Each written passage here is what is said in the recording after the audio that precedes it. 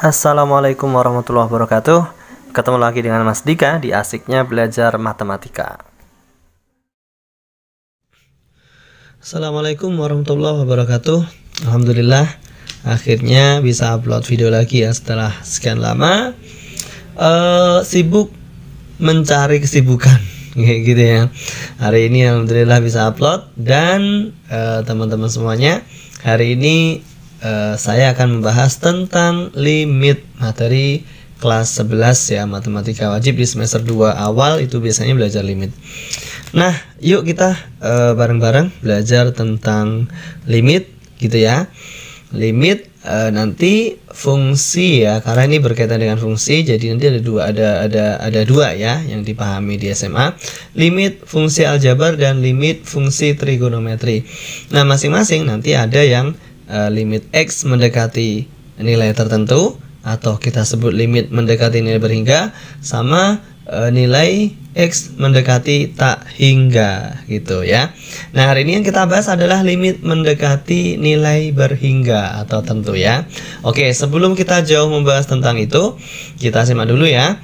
Notasi limit itu di dalam matematika ditulis seperti ini ya notasinya ya. Limit disingkat lim dari suatu fungsi atau fx gitu kan, atau lebih jelasnya gini atau lebih lengkapnya, lim x mendekati nilai tertentu. Jadi a itu adalah nanti bisa berupa angka ya, 4, 5, min 3 dan seterusnya. Suatu fx itu hasilnya misalkan L ya. Ini penulisan notasi dari sebuah limit. Oke, nah siapa sih yang menemukan konsep dari limit ini? Yaitu si Eyang Hardy ini ya, Godfrey Harold Hardy ya, Eyang Hardy. Nah, ini yang pertama kali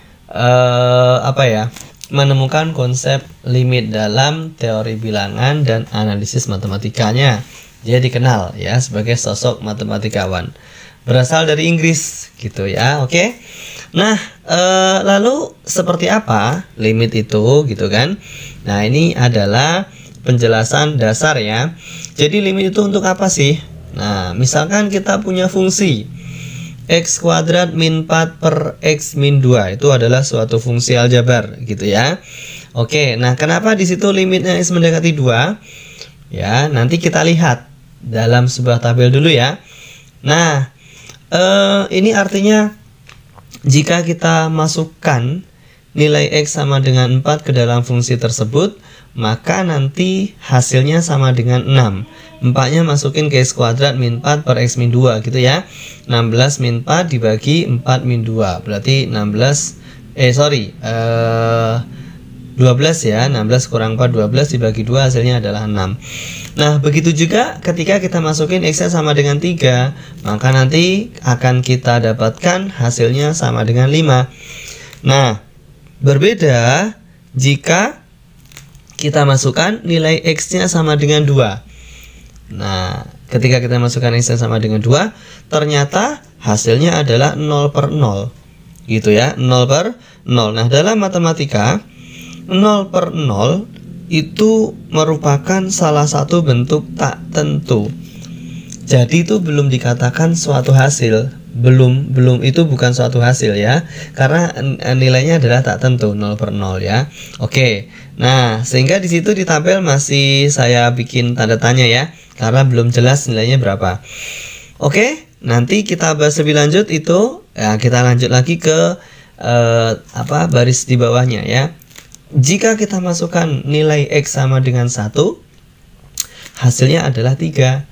Nah, begitu juga ketika kita masukin nilai x sama dengan 0, nilainya adalah 2. Semuanya ada nilainya kecuali ketika kita masukkan 2, karena tadi 0 per 0 ya. Oke, nah kondisi seperti inilah yang nanti bisa kita tentukan berapakah nilai fungsi tersebut. Jika kita masukin angka 2, nah itu bisa kita gunakan limit. Jadi limit digunakan untuk mencari nilai x sama dengan 2 pada kondisi seperti ini. Jika hasilnya 0 per 0 gitu ya. Paham ya maksudnya ya gitu. Nah, menentukan suatu limit gitu kan, nilai dari suatu limit itu gimana? Sebenarnya kalau dari tabel ini bisa kita lihat. Coba yang tabel yang kolom yang tengah ya. Itu angkanya 6, 5 gitu kan, terus 3, 2. Ada polanya kan? Berkurang 1. Sehingga dengan mudah bisa kita tentukan. Oh, berarti di bawahnya angka 5 ketika kita masukin angka 2 itu nilainya 4. Nah, gitu. Paham ya? Jadi yang tanda tanya itu nilainya 4. Artinya limit X mendekati 2 dari X kuadrat min 4 per X min 2 itu hasilnya mendekati 4. Gitu kalau dibaca secara lengkap ya. Bukan 4 tapi mendekati 4. Nah, itu caranya mencari nilai limit dengan tabel ya. Oke, sekarang coba kita lihat dengan cara grafik. Nah, itu dia grafiknya. Jadi yang ada di tabel itu kan 4,6, 3,5, 1,3, 0,2. Itu kalau kita gambar pada sebuah diagram kartesius, ya kan? Nanti akan menjadi sebuah garis lurus seperti yang ada di gambar. Nah, ketika X-nya sama dengan 2, ya, sumbu X-nya 2, coba lihat ke atas. Nah, itu kan kosong, terputus garisnya ya. Kenapa ya? Karena tadi ketika dimasukin 2 hasilnya 0/0 gitu ya. Meskipun itu kalau kita lihat ke sumbu Y-nya dia lurus dengan angka 4 gitu ya. Meskipun dia lurus, tapi sebenarnya dia bukan 4 nilainya, hanya saja mendekati 4 gitu ya. Oke, itu pembahasan dasar ya, dasar tentang limit ya. Jadi kesimpulannya adalah limit itu digunakan untuk menentukan fungsi jika hasilnya 0/0 gitu ya, limit. Oke, apakah nanti seperti ini yang kita gunakan untuk menjawab limit? Tidak, ini hanya menjelaskan ya, ini hanya penjelasan awal. Oke, nah kita lanjut nanti di video berikutnya untuk bagaimana sih cara untuk menentukan limit. Oke, kita simak di video berikutnya ya.